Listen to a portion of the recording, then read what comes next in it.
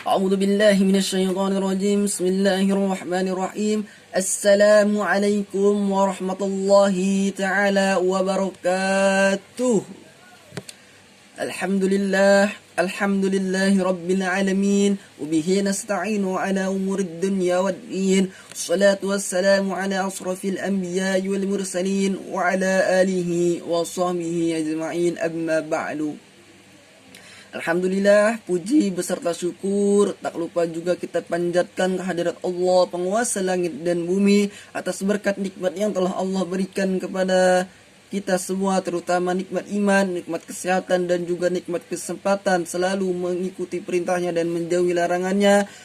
Dan juga salawat beriring salam tak lupa juga kita panjatkan, kita curahkan kehadirat baginda Rasulullah sallallahu alaihi wasallam. Tidak lupa juga kepada para keluarganya, para sahabat-sahabatnya, dan kita selaku umatnya mudah-mudahan mendapatkan syafaatul ujma di yaumil qiyamah nanti. Amin amin ya rabbal alamin.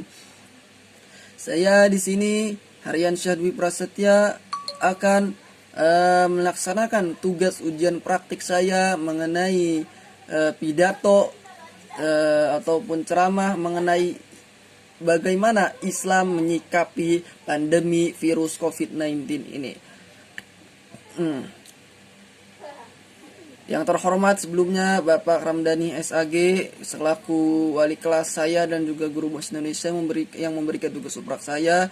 Selanjutnya saat ini saya akan memberikan pidato saya mengenai bagaimana cara Islam menyikapi pandemi ini.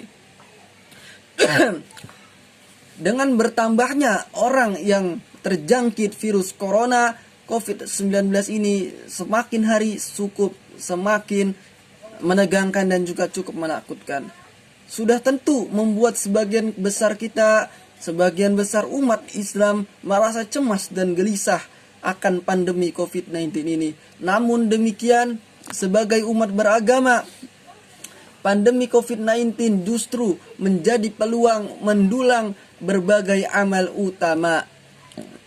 Tidak hanya ibadah kepada Allah Subhanahu wa taala, contohnya dengan pandemi ini kita dapat berkumpul keluarga, memperluas silaturahmi dan menjalankan yang lainnya, dan juga mengamalkan kebaikan-kebaikan sesama manusia sebagaimana yang dicontohkan oleh Nabi Muhammad Rasulullah sallallahu alaihi wasallam tatkala pada zamannya juga pernah terjadi pandemi seperti saat ini. Terjadi wabah yang sangat besar, yakni wabah ta'un di zaman Rasulullah sallallahu alaihi wasallam.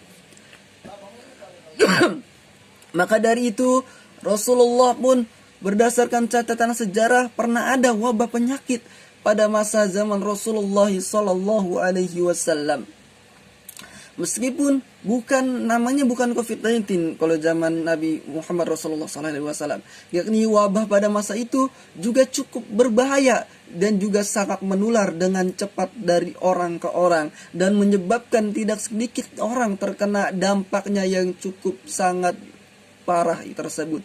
Pada masa itu salah satu wabah yang sering terjadi yang terkenal adalah penyakit kusta atau wabah lepra dan kusta. Sebagaimana tindakan pencegahan yang dilakukan oleh Rasulullah SAW memerintahkan untuk tidak berdekatan alias menjaga jarak dengan satu orang antara orang dan yang lainnya. Dengan penderitaannya maupun wilayah yang terkena wabah, konsep karantina wilayah pun diterapkan pada zaman Rasulullah SAW sebagaimana yang diungkapkan dalam hadis riwayat Bukhari yang artinya berbunyi, jika kamu mendengar wabah di suatu wilayah, maka janganlah kamu memasukinya. Tapi jika terjadi wabah tersebut di tempat kalian, maka jangan kalian tinggalkan tempat tersebut atau kalian jangan keluar dari daerah tersebut. Nah, sebagaimana hadis riwayat Bukhari tersebut, Rasulullah dalam menghadapi wabah penyakit itu memberikan konsep karantina wilayah untuk menyelamatkan nyawa manusia dari ancaman kematian akibat wabah penyakit tersebut yang menular. Menurut catatan sejarah, dalam sejarah umat manusia sebelum lahir pengobatan modern seperti saat ini, wabah selalu ada dan datang silih berganti seperti COVID-19 pada saat ini. yang datang dengan cepat dan secara tiba-tiba, bahkan menular dengan sangat menyeramkan.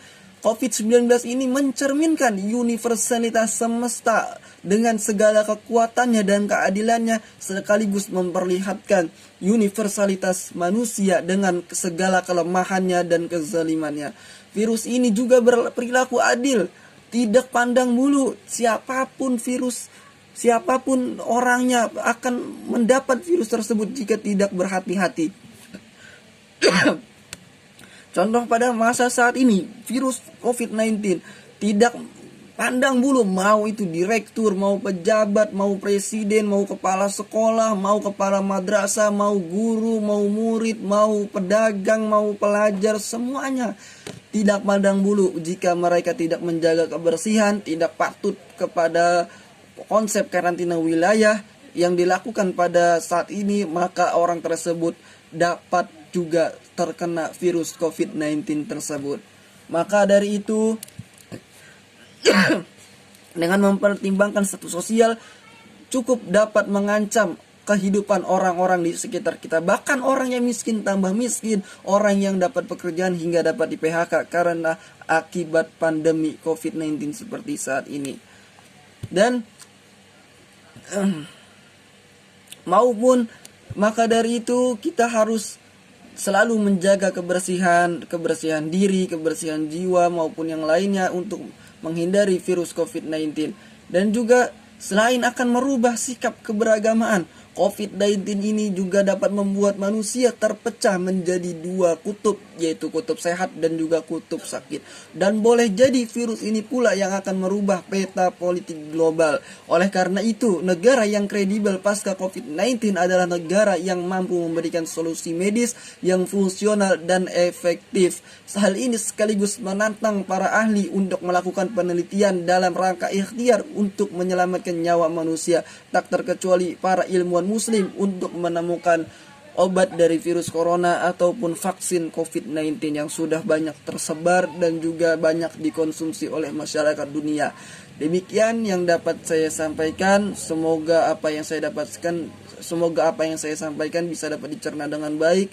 Yang saya dapat simpulkan dari tausiah saya hari ini adalah COVID-19 cukup berpengaruh terhadap kehidupan seluruh dunia, dan kita harus senantiasa menjaga kebersihan diri, kebersihan yang lain, dan juga patuh terhadap protokol kesehatan. Demikian yang dapat saya sampaikan, kurang lebihnya saya mohon maaf. Wallahul muwaffiq ila aqwamit thoriq. Assalamualaikum warahmatullahi taala wabarakatuh.